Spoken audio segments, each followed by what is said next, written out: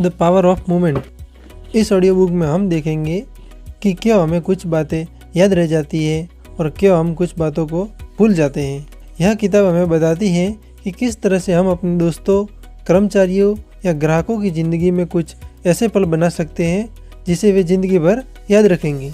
यह audio book किसके लिए है? वे जो एक टीचर हैं और अपने स्टूडेंट को अच्छे से पढ़ाना चाहते हैं। वे जो एक बिजनेसमैन हैं और अपने ग्राहकों के दिमाग में अपने लिए जगह बनाना चाहते हैं। वे जो यह जानना चाहते हैं कि क्यों हमें कुछ बातें याद रह जाती है।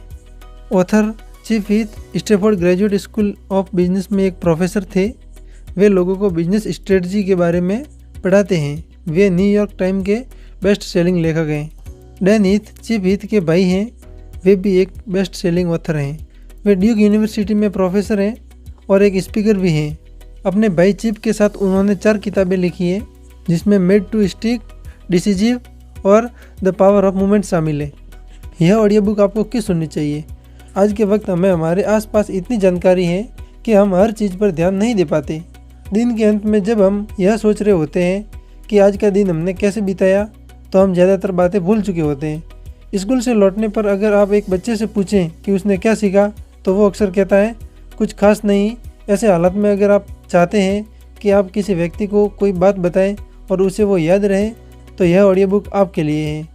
अब चाहे आप एक टीचर हैं जो अपने बच्चों को अच्छे से पढ़ाना चाहते हैं, या फिर एक बिजनेसमैन हैं जो अपने ग्राहकों के दिमाग में बने रहना चाहते हैं, यह ऑडियो बुक हर किसी के लिए कुछ ऐसे तरीके बताती है जिसका यूज करके आप अपने लोगों को वे यादें दे सकते हैं जो उन्हें ज़िंदगी भर याद रहे।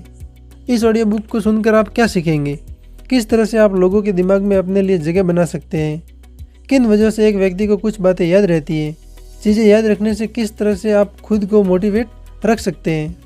सीखने को मज़ेदार बनाने के लिए एक टीचर को अपने क्लास का माहौल बदलना होगा। सुसन बेडफोर्ड एक इंग्लिश की टीचर थी और ग्रेग जोराइल्स सोशल स्टडीज़ की टीचर थे।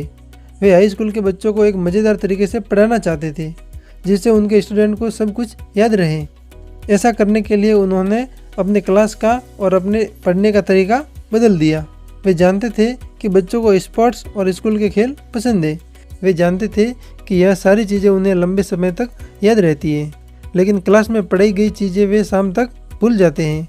इसलिए उन्होंने विलियम गोल्डिंग्स की लिखी गई novel Lord of the flies को पढ़ाने के लिए बच्चों को ही वकील बना दिया। उन्होंने उन्हें एक नाटक करने को दिया जिसमें वे विलियम गोल्डिंग्स को कटघरे में खड़ा कर इस पर बहस करते कि उन्होंने इस नॉवेल में इंसानों को किस तरह से दिखाया है, वो सही है या नहीं। इस नाटक को करने के लिए उन्होंने बच्चों को 2 ग्रुप्स में बांट दिया, जिसमें से एक ग्रुप विलियम गोल्डिंग्स को सही साबित करने की कोशिश करता और दूसरा ग्रुप उन्हें गलत साबित करने की। यह नाटक उन्होंने अपने पेरेंट्स, टीचर और स्कूल के दूसरे स्टाफ के सामने किया और इसे करने के लिए उन्होंने वह पूरी नॉवेल अच्छे से पढ़कर तैयार करनी पड़ी। इस तरह से उन्होंने अपने स्टूडेंट को कानूनी तरीकों के बारे में और लिटरेचर के बारे में बहुत अच्छे से पढ़ाया और यह सारी बातें उनके स्टूडेंट को काफ़ी समय तक याद भी रही। उनका यह नाटक लोगों को भी बहुत पसंद आया कि स्कूल ने इसे एनुअल इवेंट में शामिल किया। इस तरह से हर किसी को वो नाटक और उसमें छिपी हुई सारी जानकारी मिल गई। अपने बिजनेस में कुछ अलग काम करके आप लोगों के दिमाग में हमेशा के लिए बच सकते हैं। हर बिजनेस का एक स्क्रिप्ट होता है। अगर आप इस स्क्रिप्ट को कुछ इस तरह बना दें कि आपके ग्राहक इससे चौंक जाए, तो आप उन्हें हमेशा के लिए याद रह सकते हैं।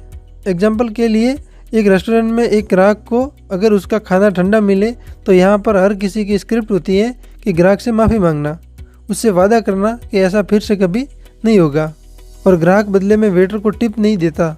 लेकिन अगर यहाँ पर स्क्रिप्ट को बदल दिया जाए, अगर खाना ठंडा मिलने पर रेस्टोरेंट ना सिर्फ माफ़ी मांगे बल्कि ग्राहक को गर्म खाना फ्री में ला कर दे, तो ग्राहक इससे बहुत खुश हो सकता है। साथ ही उसके वापस आने की संभावना भी बढ़ जाएगी। इस तरीके का इस्तेमाल हर बिजनेस में किया जा सकता है। एग्जाम्पल के लिए, एक बार एक परिवार रिटेज कॉल्टन होटल में रुका था, लेकिन जाते वक्त उनके छोटे बच्चे का जिराफ का खिलौना वहीं पर छूट गया। बाद में परिवार ने होटल को फ़ोन लगाया और कहा कि वे उस जिराफ को उनके घर तक ले आए और हो सके तो उनकी संतुष्टि के लिए उसकी एक फ़ोटो अभी भेज दें।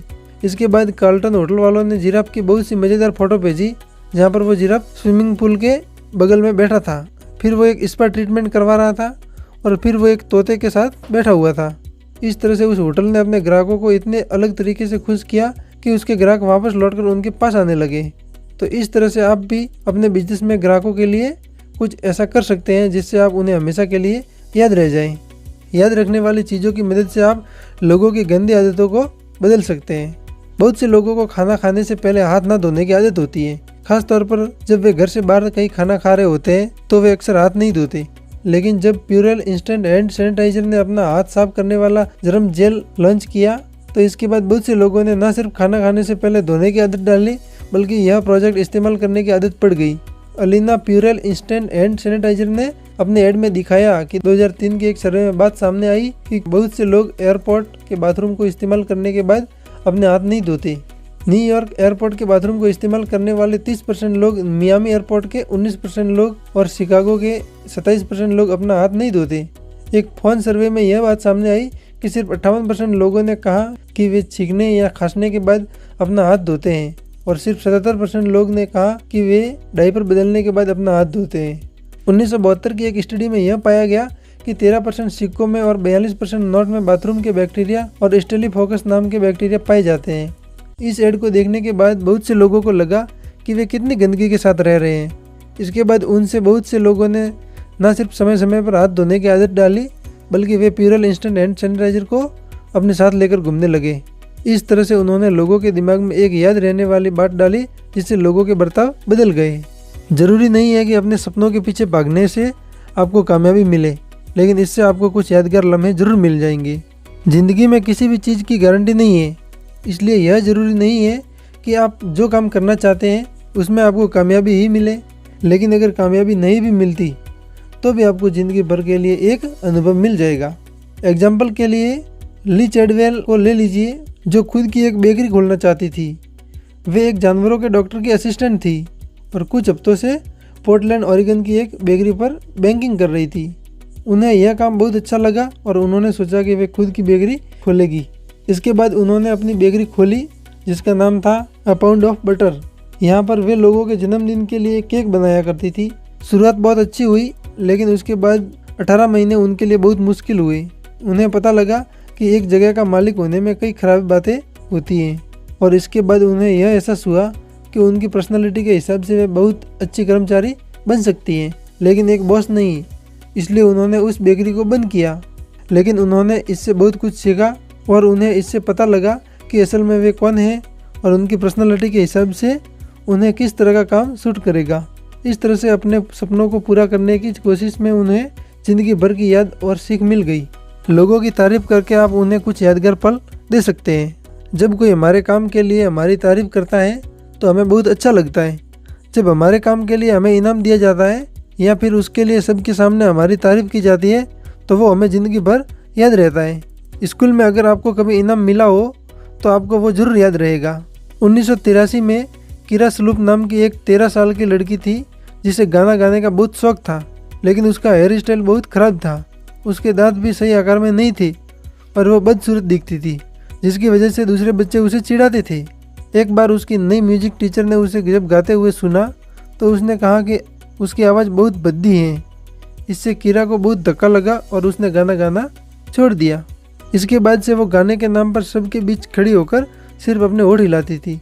लेकिन बाद में किरा के एक समर कैंप में एक दूसरे म्यूजिक टीचर ने जब देखा कि किरा गाने के नाम पर सिर्फ होठ हिला रही है तो उसने किरा को सबके सामने बुलाया और उसे गाने के लिए मनाया। इस बार जब किरा ने गाया तो उसकी टीचर ने कहा कि उसकी आवाज़ तो बहुत अच्छी है। फिर वे दोनों साथ मिलकर बहुत समय तक प्रैक्टिस की। उस टीचर ने किरा को यह एहसास दिलाया कि उसके पास एक सच्चा हुनर है। इससे किरा का आत्मविश्वास बढ़ा और प्रैक्टिस करने से वो बहुत अच्छा गाने भी लगी। बाद में वो कार्नेजी हॉल में गाने के लिए एक नई जगह पर उसका गाना सभी को पसंद आया। इस तरह से किरा को उसके काम के लिए तारीफ मिली और साथ में ऐसा एहसास मिला जो वो ज़िंदगी भर याद रखेगी। अगर आप चाहते हैं कि कोई व्यक्ति आपको ज़िंदगी भर याद रखे तो आप उसकी तारीफ कीजिए। एक रिसर्च में यह बात सामने आई कि कर्मचारियों में काम से लगाव बढ़ाने का सबसे अच्छा तरीका है उनके काम की तारीफ करना। लेकिन ऐसा बहुत जगहों पर नहीं होता। अगर आप एक कर्मचारी हैं तो आप भी अपने साथ काम करने वालों की तारीफ करके उन्हें मोटिवेट कर सकते हैं। यादगार अनुभव आपकी ज़िंदगी में आपको मोटिवेट करने का काम करते हैं। बहुत बार ऐसा होता है कि हमसे कोई कहता है कि हम अपनी ज़िंदगी में कुछ नहीं कर पाएंगे, यह बात हम कुछ लंबे समय तक याद रखते हैं और यह लाइन मुश्किल वक्त में हमें प्रेरणा देने का काम करती है।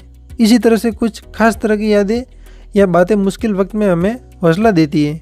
एग्जाम्पल के लिए जोश क्लार्क को ले लीजिए, जिनका 25 साल की उम्र में ब्रेकअप हो गया। इसके गम से उभरने के लिए उन्होंने रोज़ सुबह जॉगिंग करने की आदत डाली। इससे उनका दर्द काफ़ी हद तक कम हुआ और साथ ही वे दूसरे लोगों को भी जॉगिंग करने के लिए मोटिवेट करने लगे।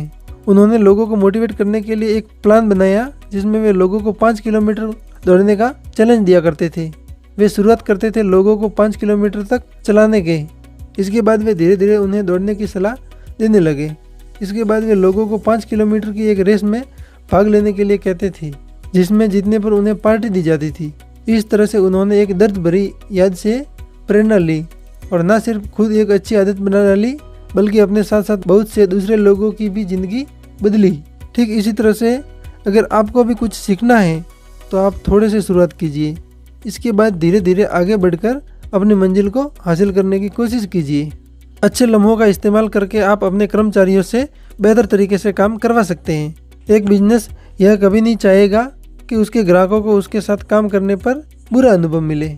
इसलिए यह बहुत ज़रूरी है कि आप अपने कर्मचारियों को बेहतर तरीके से काम करने के लिए प्रेरित करते रहें, ताकि वे आपके ग्राहकों को खुश रख सकें। 1998 में सोनिया जेट्स एक अस्पताल में अपने पिता को देखने के लिए गई, जहां पर उनके गैस्ट्रिक अल्सर का इलाज चल रहा था।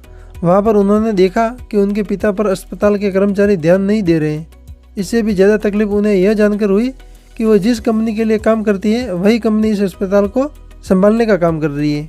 उन्होंने फैसला किया कि वे इस हालात को बदल कर रहेगी। सोनिया ने उस हफ्ते के अंत में अस्पताल में एक इवेंट रखा, जहाँ पर हर एक कर्मचारी को हर मरीज पर अच्छे से ध्यान देना था। सोनिया ने सबके सामने दुनिया की सबसे अच्छी अस्पताल सेवा बनाने का सपना रखा। यहाँ उन्होंने किसी को डांटा नहीं, बल्कि सबको यह एहसास दिलाया कि उनका इस मिशन में क्या काम है। सोनिया ने सबको समझाया कि वे किस तरह से इस सपने को हकीकत में बदलने के लिए अपना योगदान दे सकते हैं। इसके बाद हर कोई अपनी जिम्मेदारी समझने लगा। अस्पताल का स्टाफ अब मरीजों को नियम से चेक कर रहा था और उन्हें कुछ छोटे गिफ्ट समय समय पर दे रहा था, जैसे कि फूल या केक। अगर अच्छे लम्हों का इस्तेमाल सही से किया जाए तो इससे पूरा स्कूल सिस्टम बदल सकता है। 2010 में स्टेटन एलिमेंट्री स्कूल का वाशिंगटन डीसी का सबसे बेकार स्कूल रेट किया गया। कार्ली फिशरो को वहाँ का नया प्रिंसिपल चुना गया और वो वहाँ पर एक बदलाव लाना चाहती थी। उन्होंने नए टीचरों को काम पर रखा, क्लास की मरम्मत और साफ सफाई कराई, लेकिन जल्दी ही उन्हें एहसास हुआ कि इससे कुछ खास बदलाव नहीं हो रहा है। स्कूल की शुरुआत नए टीचर और नए क्लासरूम के साथ हुई, लेकिन फिर भी बच्चे क्लास में पढ़ने के लिए नहीं आ रहे थे। लगभग 28% बच्चे क्लास में बोर होने के बाद क्लास छोड़कर चले जाते थे। स्कूल के स्टाफ को इसके पीछे की वजह नहीं समझ आ रही थी। अंत में फिशरों को लगा कि उन्हें अब बच्चों के माता पिता से मिलना चाहिए। उन्हें लगा कि इस तरह से वे बच्चों को अच्छे से समझा पाएंगी और स्कूल में एक अच्छा माहौल बना पाएगी, जिससे बच्चों का मन इसमें लगेगा।